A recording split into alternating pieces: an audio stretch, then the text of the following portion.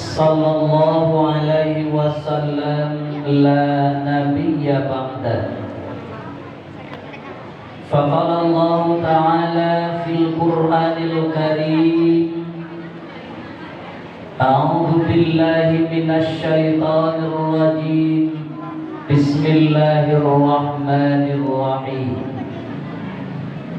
Ya ayyuhan nasu taqu rabbakum wakhshaw yawman la yajzi waladun an waladi wala mauludun huwa jazin an waladihi syai'an inna wa'dallahi haqqan fala taghurrannakumul hayatud dunya wala yaghurrannakum billahil gharur.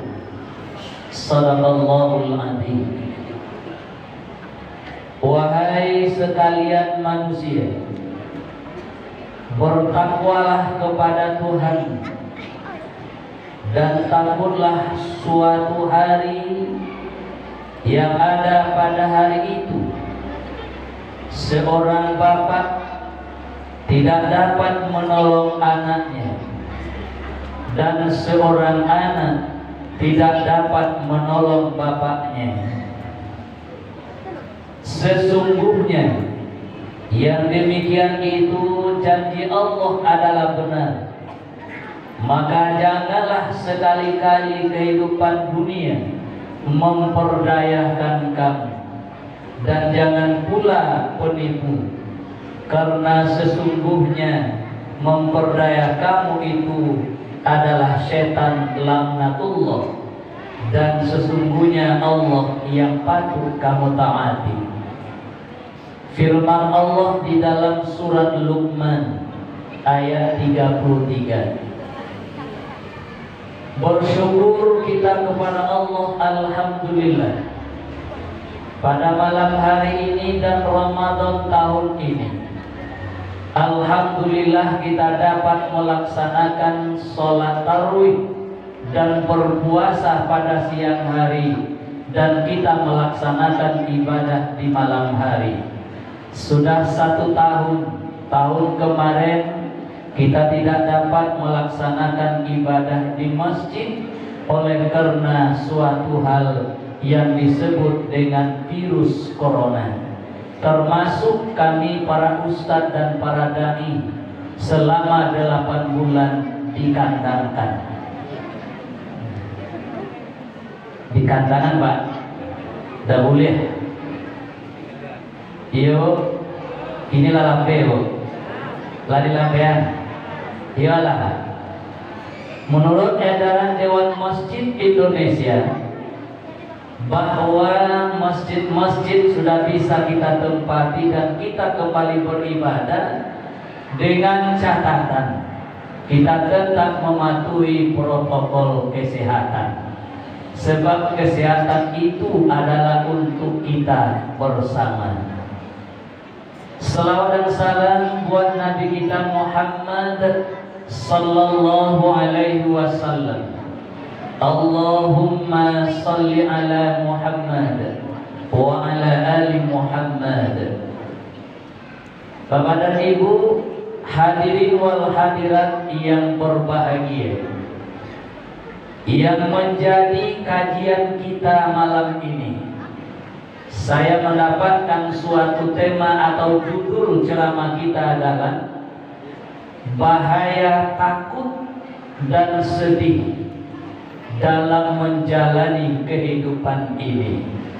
Iku yo sange pare Pak. Bapak ayo Pak kalau taklid. Iya Bu? Iya kan? Baik. Kita akan berbicara tentang hal itu. Saya lihat Bapak dan Ibu, firman Allah di dalam Al-Quran, Allah mengatakan sebanyak 46 ayat yang mengatakan tentang persoalan takut ini. Takut dan sedih Saya baca ada 46 ayat yang membahas tentang itu. Maka pada kesempatan yang berbahagia ini, mudah-mudahan Bapak dan Ibu dalam waktu yang tidak terlalu lama kita akan menyampaikan sedikit sesuai dengan kemampuan yang saya miliki. Berdasarkan firman Allah di dalam Al-Quran, kita ambil satu saja, surat Luqman ayat 33. Ya ayyuhan nas ittaqu rabbakum wakhshaw yawman la yajzi waladun an waladihi wala mauludun huwa jazin an waladihi syai'an. Wahai manusia, bertakwalah kalian kepada Allah dan takutlah suatu hari di mana anak atau orang tua tidak mampu menolong anaknya, dan sebaliknya anaknya pun juga tidak mampu menolong orang tuanya. Maka dalam kehidupan ini yang akan kita bahas, kenapa dan apa bahayanya orang yang banyak takut dalam hidup ini dan orang yang banyak bersedih dalam hidup dalam menjalani roda kehidupannya di dunia ini. Tetapi kadang-kala ada yang dia tidak takut dengan kehidupan akhirat. Kehidupan dunia dia takut, tetapi kehidupan akhirat dia tidak takut. Seharusnya di dunia kita tidak perlu takut. Yang takut itu kita cuma satu, walam yakhsha illallah.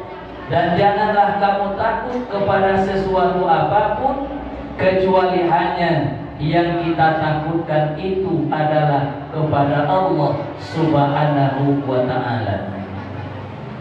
Untuk itu Bapak-bapak, Ibu-ibu, yang pertama, bahwa dalam hidup kita ini kita tidak perlu takut. Dalam menjalani suatu kehidupan ini kita tidak perlu takut. Nanti berakibat yang sangat fatal atau yang disebut dengan berbahaya kalau kita banyak takut di dalam kehidupan ini. Pertama, ada orang yang banyak takut dengan kemiskinan. Takut dia dengan kemiskinan. Bapak dan Ibu, bahwa Rasulullah sallallahu alaihi wasallam dia tidak pernah takut dengan suatu kehidupan dengan kemiskinan. Tapi kadang-kadang kita kan banyak takut dengan persoalan itu. Apalagi dalam situasi dan kondisi kita sampai hari ini. Bapak dan Ibu jamaah, sebelum Ramadan kemarin masih kita dalam suasana pandemi COVID-19. Aku banyak ditanya oleh jamaah, dan banyak kita menyelesaikan pertanyaan jamaah, baik dalam bentuk Instagram, baik dalam bentuk WA, baik dalam bentuk SMS dan lain sebagainya.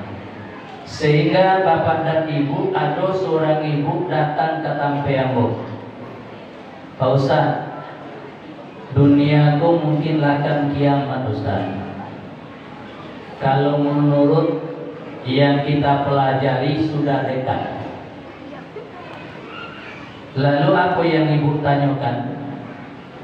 Ambo merasakan Ustaz, merasa takut dalam situasi dan kondisi sampai hari ini dan juga sampai pada hari kiamat. Yang ibu takutkan, yang ibu sedihkan, yang ibu gelisahkan, Yang dalam kehidupan bapak dan ibu, kita tidak perlu takut, kita tidak perlu gelisah. Bahaya takut ini adalah karena kita orang yang selalu takut menjalani kehidupan, berarti orang yang kurang akidah. Itu bahayanya bu, orang tak Tuhan nanti itu. Burung-burung para binatang tidak pernah takut, tidak makan. Coba Pak Ibu lihat burung yang terbang di pagi hari dengan perut kosong, kemudian dia kembali di sore hari dengan perutnya kenyang. Siapa yang memberikan semuanya? Itu adalah Allah. Aku ibu tunya dek Ramadan datang, Ramadan mau datang Ustaz. Musim corona pun makin menjadi iyalah susah, iyalah gelisah ambo dalam hidup ini. Cula bayangkan Ustaz, bulan puasa lada tiba, anak aku banyak, anak banyak di Ustaz disuruh bayangan, tidak di laki disuruh bayangan. Kira-kira bahalu lah diambo ke membayangan anak banyak ada lupa. Kecil kiambo nencik masuk TK, nencik masuk SD, cik masuk SMP, cik masuk SMA, cik masuk perguruan tinggi, cik kabar bini, cik kabar laki, dan cik kabar anak.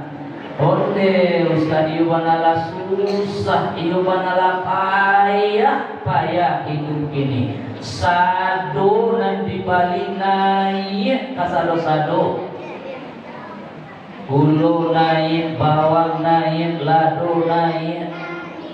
Kamu sampai di aku, ditampi aku, aduh dan turun bu. Aduh Ustaz karang dia bu. Ambo selagi karang dia boleh turun, ambo tak takui depan. Tapi kalau lah naik karang dia kok pak, ambo ya takui pak. Nah, kalau selagi lain turun karang dia, kita tak takui. Tapi kalau lah naik karambir, dia takui dah boh. Dia apa? Di pelangkiko karambir naik turun. Naik turun. Oh karambir turun orogo dan naik. Lain turun karambir pak. Orogo buat dia lah jangan takui. Jangan rusuh lah. Jadi awak di dalam hidupku jangan perlu kisah, Bapak Ibu. Sebelum kita dilahirkan ke dunia ini, kita sudah diberikan oleh Allah suatu patokan kepada kita. Sebelum kita dilahirkan, ditiupkan dan diberikan di situ. Yang pertama, umur sudah ditentukan, jodoh sudah ditentukan, rezeki sudah ditentukan.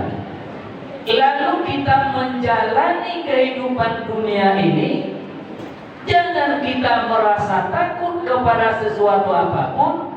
Yang kita takutkan itu adalah kepada Allah. Kalau kepada kemiskinan jangan kita takut. Jangan kita takut, karena kita Allah bersama-sama dengan kita. Jadi tidak perlu kita takutkan. Maka dalam kehidupan kita ini, kita hanya memiliki rasa takut hanya kepada Allah dan kepada sesuatu, kepada kemiskinan, kepada hal yang lain kita tidak perlu takut. Ada Allah. Jadi jangan perlu takutkan. Dan karena awak takut, pak tidak sakit ya Allah pak. Awak tak takut ya Allah, tapi takut juga kemiskinan. Seharusnya kita takut kepada Allah dan kita tidak takut dengan kemiskinan. Sebab ibu awakku, bapak dan ibu tidak ada yang sama. Rezeki, maut, jodoh, semuanya di tangan Allah. Itu prinsip kita pakai dulu pak. Iya bu. Rezeki di siapa? Di tangan Allah. Bapak dan Ibu, ambo menyaksikan dan melihat sendiri Pak. ada satu keluarga yang kemiskinan luar biasa melandanya. Tetapi yang bapak dan ibu itu sangat luar biasa ibadahnya. Anak 9. Hanya anak itu mampu dia menyekolahkan sampai tamat SMP. Lalu Allah berikan solusi.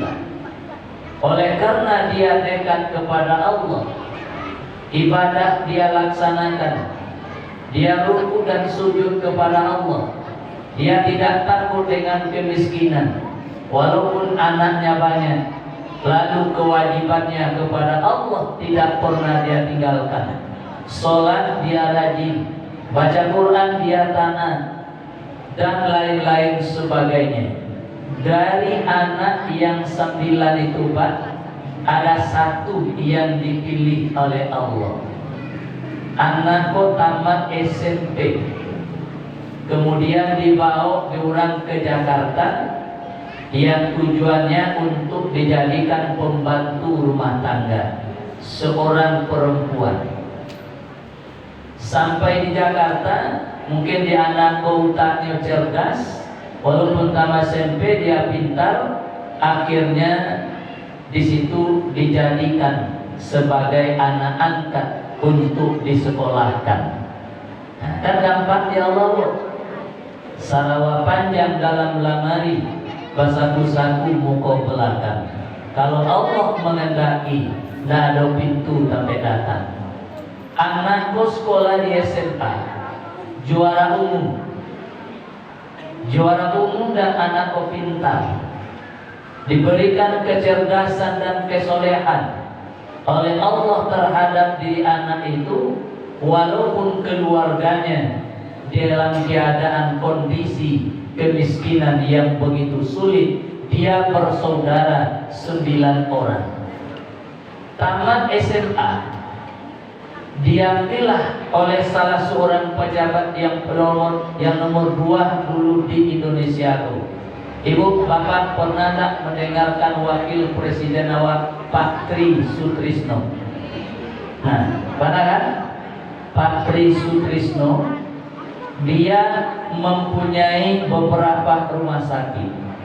Kemudian anak tadiku tamat SMA, disekolahkan oleh Pak Tri di sekolah kedokteran, dan anak itu berhasil, dan dia sekolah di kedokteran dengan nilai yang sangat luar biasa.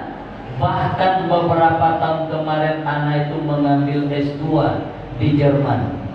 Dan sampai sekarang anak itu menjadi dokter spesialis yang sangat luar biasa, sehingga Bapak Ibu mengangkat harkat dan martabat keluarganya yang miskin sebanyak 9 orang saudaranya.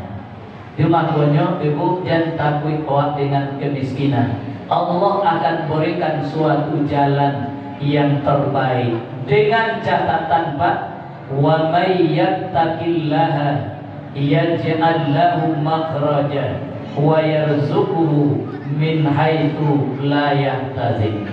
Siapa orang yang bertakwa kepada Allah, Allah akan berikan jalan keluar dari setiap kesulitan, dan Allah akan berikan rezeki yang tidak disangka-sangka. Itu ya Pak. Akhirnya terangkatlah kehidupan keluarganya dari kemiskinan. Hanya satu diambil oleh Allah untuk dijadikan bagaimana anak ini bisa mengangkat harkat dan derajat daripada keluarganya. Itu makanya dia takut miskin, Bu. Awak menjalani hidup kadang-kadang Pak amuraso Pak, dalam situasi dan kondisi kita hari ini, aku yakin tak ada awak dan makan sekali sehari. Ini di luar Ramadan maksudnya. Ada 3 kali sehari, setidaknya 2 kali. Belum begitu parahnya dalam kehidupan kita tentang kemiskinan. Tetapi kenapa kita takut? Kenapa kita sedih? Kenapa kita gelisah? Jadi orang yang takut, orang yang gelisah, bahayanya yang paling besar bahayanya dua. Orang yang takut dan orang yang sedih menjalani kehidupan ini bahaya cuma dua. Pertama depresi, yang kedua gila. Hati-hati Pak. Aku dan pada babayu, kalau awak mengetahui awak menjalani kehidupan awak di dunia, jalani dengan baik, ikuti jalurnya. Ikuti. Kita ikuti apa yang diperintahkan oleh Allah, dan kita hentikan semua apa yang dilarang oleh Allah. Kita kan banyak bilang takwid saja. Takwid dah miskin, takwid dah makan, takwid dah mendapat. Ya? Takut kita tidak bisa, takut kita dengan ini, dengan itu. Semua kita dihantui dengan ketakutan. Kalau awak ilo takut saja Pak, muncul depresi. Apa yang muncul depresi dalam diri awak? Nah itu kadang-kadang menimbulkan stres oleh memikirkan persoalan ekonomi, memikirkan persoalan hidup. Tapi kalau kita jalani dengan rasa kita takut kepada Allah, insya Allah kita aman dan nyaman dalam kehidupan ini.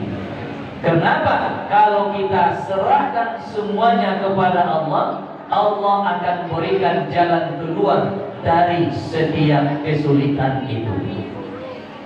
Yang pertama, Bapak dan Ibu, jangan awak merasa sedih, jangan awak merasa gelisah, jangan awak merasa takut ya dengan kemiskinan. Yang kedua, Bapak dan Ibu, ada di antara kita orang yang takut gagal dalam hidup. Alun nyoba karaju, lay alun nyoba usaha, lay nyala takut gagal. Ya, kadang-kadang kan kita seperti itu. Samu jurang Jawa pai ka Makkah, Bu. Ibu bilang pai ka Makkah. Ibu haji. Dek niat lain mau Ustaz, tapi tidak mungkin dah ada. Antu kan awalnya yang mengecek tak mungkin. Dek niat lain tapi tidak mungkin. Mana awak mengecek tak mungkin. Kalau Allah mengkehendaki apapun bisa terjadi. Bukan dalam hidup awak, bukan segala-galanya dari bentuk uang. Allah berikan solusi, berikan jalan keluar. Dengan catatan tentu kita berniat karena Allah. Jangan kita takut gagal. Dituju awak beribadah Pak.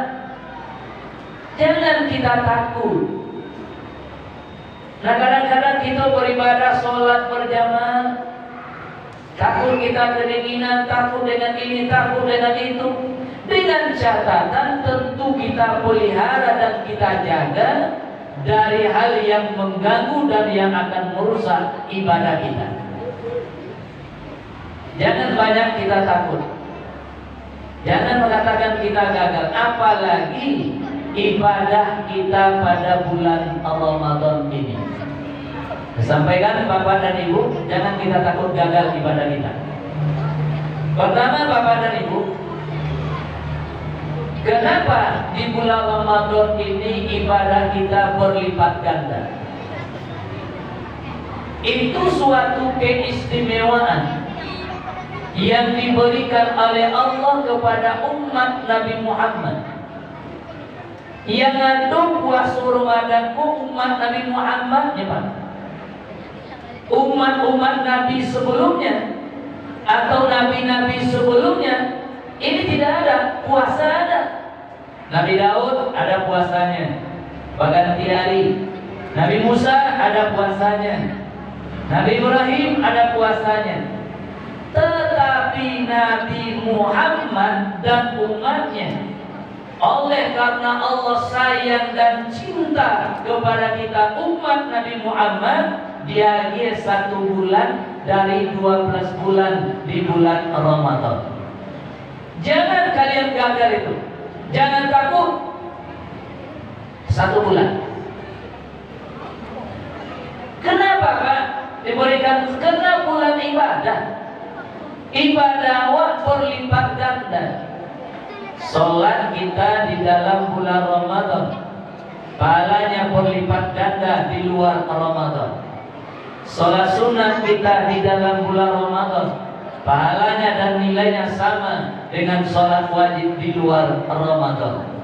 Untuk apa kita gagal? Untuk apa kita takut? Nah, kemudian karena kita umat Nabi Muhammad ini umurnya tidak ada yang panjang, sementara dosanya banyak. Nah itulah makanya dia 1 bulan untuk ibadah, untuk bertaubat. Bulan Ramadan juga termasuk bulan maghfirah, untuk bertaubat. Dan karena umur umat Nabi Muhammad singkat, dia di Allah 1 bulan untuk bertaubat dalam 1 tahun itu yang sangat luar biasa. Umat-umat sebelum Nabi Muhammad atau nabi-nabi sebelumnya umurnya panjang-panjang, dosonya tidak banyak. Tapi umat Nabi Muhammad umur singkat, dosa banyak. Ya, ada saya Pak. Nabi Adam, dia dosanya Pak, memakan buah kurdi beserta istrinya, diganjar oleh Allah, diturunkan oleh Allah ke dunia. Umurnya berapa? 1000 tahun. Bayangkan itu. Nah, mana banyak dosa. Nah, bila awak akan beribadah, bila awak bertaubat, ini kata Allah, dan lagi kalian fasilitas dalam 1 bulan untuk bertaubat, untuk beribadah, jangan kalian takut. Nah, itu kadang-kadang di awal Pak, lah dia fasilitas di Allah 1 bulan. Ibadah kadang-kadang di bulan Ramadan makin gaujur, makin meruncian Pak. Tapi di situ mudah-mudahan enggak, di suara enggak. Malam tadi di Payakumbuh wirid pertanyaan, asiko rami Pak Ustaz. Tapi kalau 10 malam terakhir ada yang paling istimewa. Jangan takut Pak. Ada yang paling istimewa. 1 malam dalam 1 bulan itu, Cie Sure yang membahas itu Pak. Ya, 1 surat. Inna anzalnahu fi lailatul qadri. Wa ma adraka ma lailatul qadri. Lailatul qadri khairum min alfi syahrin. Luar biasa. Umat Muhammad, oleh karena umur kalian singkat, ini saya beri 1 malam. Kalau dapat kalian capai malam itu, jangan kalian takut kepada sesuatu apapun. Takut hanya kepada Allah. Ini 1 malam saya berikan. Kalau kalian memperoleh malam itu, lebih baik daripada 1000 bulan. Kalau di tahunan 83 tahun. Kalau muafak misalnya ini 7 bulan, dapat dia Pak 2000 malam itu. Barangnya dia tuh tambah 83 Pak. 70 tambah 83. Itu memperpanjang ibadah umat Nabi Muhammad, diberikan fasilitas free. Itu kadang-kadang itu takut. Kalau 10 malam terakhir, apa ngana ibu-ibu, pengana ibu-ibu lah di rumah saja oleh. Ayo yang persiapkan untuk lebaran. Lah 7 saf kuenya, ya kan? Nyobue oleh. Lah 7 saf. Hari syukur dan seperti itu lebar. Kita capai malam Qadar Pak. Di mana-mana masjid yang mengunjungi di Sumatera Barat, Bapak dan Ibu, hampir 80% 10 malam terakhir itu untuk melaksanakan i'tikaf. dipimpin oleh seorang ustaz, dicari ustaz untuk beriktikaf. Nah, untuk mencapai itu, karena hitoko ibadahku memang sangat melelahkan. Ibadah itu memang sangat melelahkan, tetapi kita capai, jangan kita gagal tahun ini. Berkapatan, ya ibadah kita gagal, puasa kita, alhamdulillah, tetapi ibadah kita di masjid. Tapi mudah-mudahan Allah berikan kekuatan kepada kita. Yang kedua, yang ketiga, dalam hidupku jangan kita ibadah kita takut ditolak. Jangan takut yang melawanku dan diterima. Jangan takut ibu. Sepanjang kita laksanakan sesuai dengan hukum dan syarat,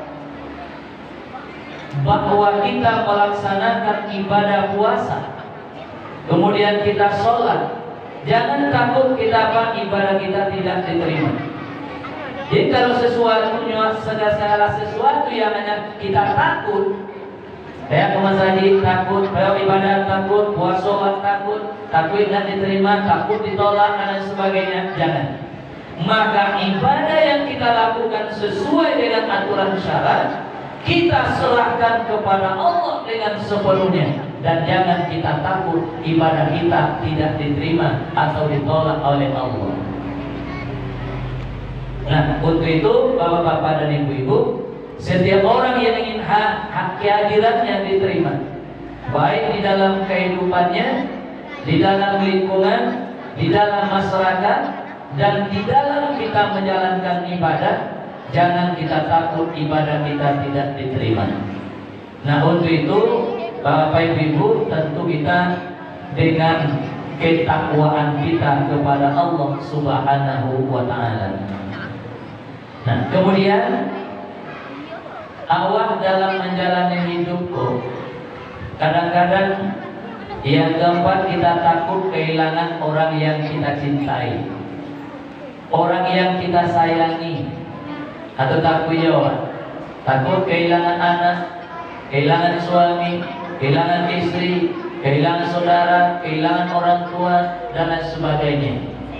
Nah, kebersamaan dan bersama-sama orang yang kita sayangi dan orang yang kita cintai itu jangan kita takut.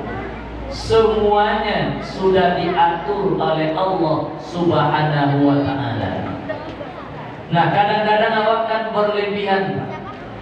berlebihan ketakutan kita. Takut awak, anak-anak awak tidak mendapatkan ini, mendapatkan itu. Atau takut awak dengan persoalan ini, persoalan itu.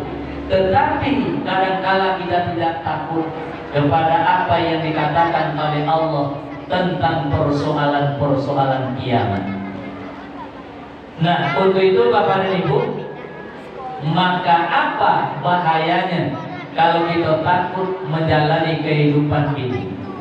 Pertama, bahayanya akidah orang yang takut itu lemah. Kalau kue akidahnya, untuk apa kita takut dalam hidup ini? Tetapi oleh karena akidahnya itu lemah, dia tidak bersandar kepada Allah, tetapi dia bersandar hanya kepada harta, kepada pangkat, kepada jabatan, dan semua yang dia sandarkan itu dia takut hilang jabatan, hilang pangkat, tetapi dia tidak mau bersandar kepada Allah.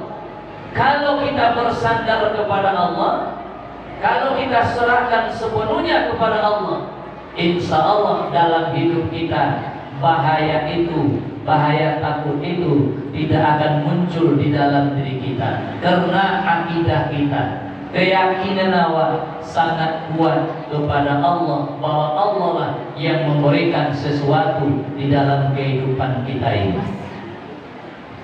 Ini bapak-bapak dan ibu-ibu jamaah yang berbahagia. Nah, kemudian yang kedua, bahaya takut di dalam kita menjalani kehidupan ini. Yang kedua adalah orang yang lemah ibadah. Orang yang lemah ibadah kok, bapak-bapak dan ibu-ibu, rasa takutnya sangat luar biasa. Tapi kalau orang yang kuat ibadahnya, orang-orang yang rajin ibadahnya, orang-orang yang tawadu ibadahnya, dan orang yang beristiqomah dalam beribadah, dia tidak akan merasa takut dalam hidup ini. Dalam menjalani hidup, dia tidak akan merasa takut kalau ibadahnya itu sangat kuat terhadap Allah Subhanahu wa ta'ala. Itulah ibadah yang kadang-kadang yang lemah, sehingga bapak dan ibu banyak yang mengganggu dan yang merusak nilai dari ibadah yang awak kerajon itu. Nah, untuk itu ke depan bapak ibu, ibadah puasa awak mudah-mudahan jangan ada yang mengganggu. Nah, satu di antaranya dalam hadis Rasulullah dikatakan sittatu asya tuhbitul amal.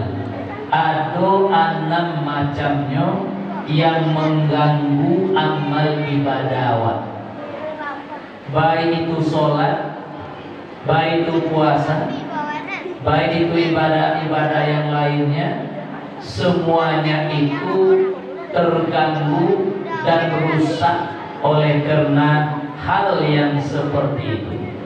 Yang pertama, al-istighal bi uyubil khalqi. Orang-orang yang sibuk dengan aib orang lain. Itu namanya riba. Bukan riba, riba. Aku nawak tatuyan Pak. Janawa riba. Janawa sibuk dengan orang lain. Sibuklah dengan ibadah kita. Jangan sibuk dengan orang lain. Jadi awak kan hobi awak kan bantu itu Pak.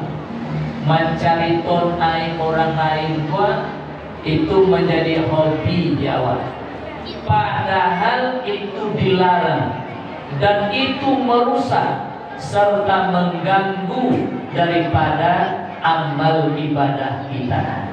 Apa ada kataku ya wak duit di dunia itu amal awak diganggu oleh persoalan itu Pak. Jadi menghantui was-was di dalam diri awak. Jadi karena amal awak tidak bulat kepada Allah dan banyak yang mengganggunya. Seantaranya yang pertama itu adalah riba.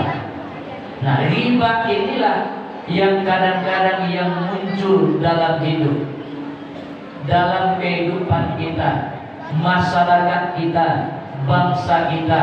Itu persoalan gunjing, persoalan riba ini sangat-sangat luar biasa. Nah, kita hindarkan itu. Allah suruh tutup Pak. Bu, air tidak boleh dibuka, tutup. Aku pernah Bapak dan Ibu dalam hidup ini ada satu kali satu orang yang sangat jujur baca itu yang dan curhat. Seorang bapak inyo punya anaknya sekolah tamat kuliah. Jadi pas aku sudah wirid ditampilnya, lalu nyo datang Ustaz, aku kabatannya tapi aku mengatanya sampai mato saja. Lagi siapa dah ada Pak Iko sangat aib dan itu adalah aib aku sendiri yang akan aku ceritakan. Aku percaya kepada Ustaz, makanya aku akan curhat dan bagaimana menurut pandangan agama dan apa yang harus saya lakukan. Jadi ketika aku lakukan dua juga nyo sampaikan kamu, Pak Ustaz, ambo punya anak dan anak ambo ko la tamat kuliah, la sarjana dan alhamdulillah sudah dapat kerja. Anak ambo ko perempuan. Setelah itu alhamdulillah Ladapet jodoh. Insya Allah 15 hari yang akan datang akan ambo nikahkan pada hari Jumat dan ambo akan barale pada hari Sabtu. Neng kecil ambo, masalah apa? Apa punya anak latamai kuliah, ladapet lo kerajo. Alhamdulillah ladapet lo jodoh. Lah kenapa nikah lo hari Jumat? Barale apa hari Sabtu? Masalah apa? Apa yang ada di situ?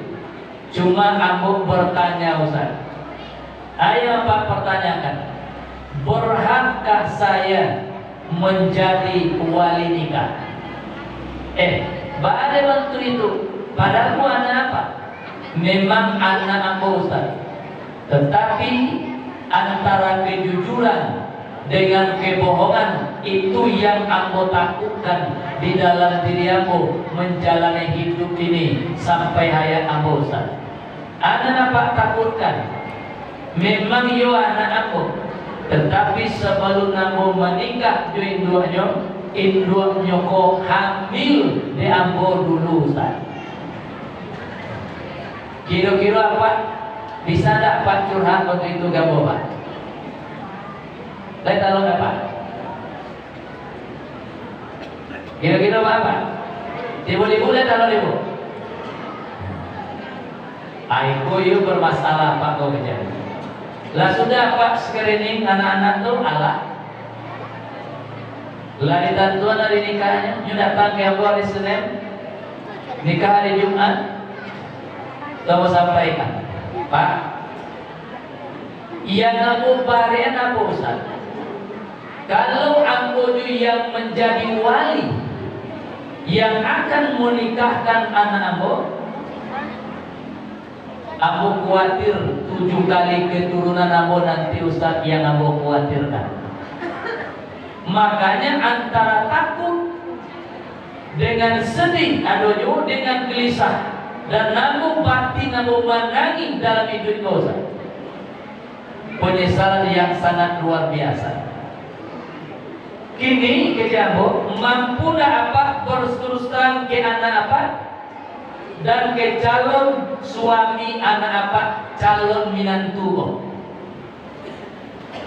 Kalau bapak mampu berterus terang, tunggu jawabannya.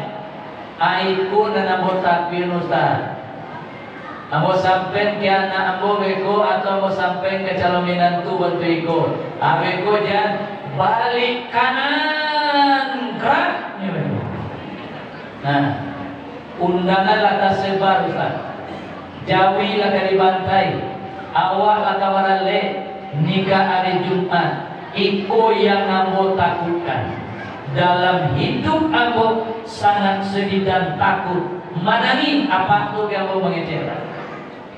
Kini apa beristighfar kepada Allah dan minta kepada Allah agar dilapangkan dan dibukakan hati anak dan calon minantu apa. Kalau ia tidak mampu apa menyampaikan,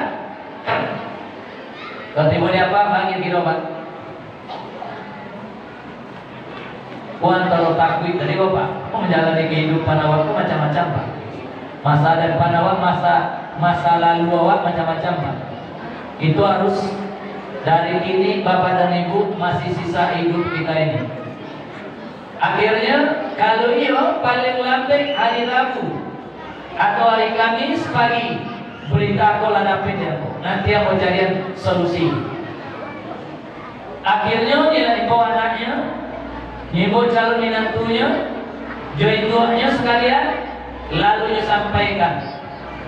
Alhamdulillah bapak dan ibu lai tatarimu di anak jo calon minantu. Yanglah berlalu bapak, yang lewat sudah ini ke depan. Nah gini Pak, kalaulah seperti itu you datang ke balik, kamu telepon Pak Puan. Pak Puan, ini ada kasus seperti ini. Kamu tidak ada mengecek Pak Ustaz, kamu mengecek. Ini Pak, menutup aib hukumnya wajib. Kalau kita tidak tutup aib apa tuh, malunya nanti nanti pada hari Jumat dia tidak mampu menikahkan atau dia tidak boleh menikahkan anaknya. Kama malu kesuruhan apa ngado. Nah akhirnya Bapak dan Ibu menikahkan malam Kamis malam Jumat. Ini kan dulu yang menjadi walinya Pak Wan. Jadi ada Kamis itu tujuannya apa? Kemudian kawan yang bisa dipercaya sila jadi saksi, Pak Wan, anaknya, calon menantu, kemudian istrinya dan Pak Wan, ada 7 orang tadi. Malamnya kami nikahkan dan yang jadi wali Pak Kawan. Nanti Jumat pagi dia bapak itu tetap menikahkan, tetapi nikah ica-ica. Tahu nikah ica-ica? Nah, model itu Pak kehidupan awak rasa takut itu Pak. Dia lagi antui di dosa Pak. Nah kan? Itu akibatnya. Dia awak rasa takut. Nah akhirnya dinikahkan. Menutup aib itu mau ditutup. Kalau tidak merusak. Rasulullah suruh tutup. Rasulullah ketika menyampaikan tausiah dengan sistem khalaqah, anu di antara waru mulai Rasulullah memulai mukadimah dak tanggung bawakan tuipan. Dia mana usut. Kan tui itu ya. Kan tui kurang maka bu lebih busuk dari kan tui kurang awak. Apalah pembangunan kedua-duanya. Nah, lampu bangunan Pak. Orang maka Pak yang dimakannya Pak, kambing pakai Pak. Daging itu kan tui busuk. Apalah pembangunan itu. Aku punya kawan orang maka itu namanya Syekh Abdullah. Lampu buka ke Batu Sangka ke rumah. Dan tanggung mau pernah mau yuk tanggung semua makanan daging. Orang makan siku kambing 7 orang makan Pak. Jadi ketika Rasulullah menyampaikan tausiah, bahkan tu ia tanggung musuh. Tak sahabat sorat. Sahabat-sahabat, kawan-kawan, sianan takkan tu menuju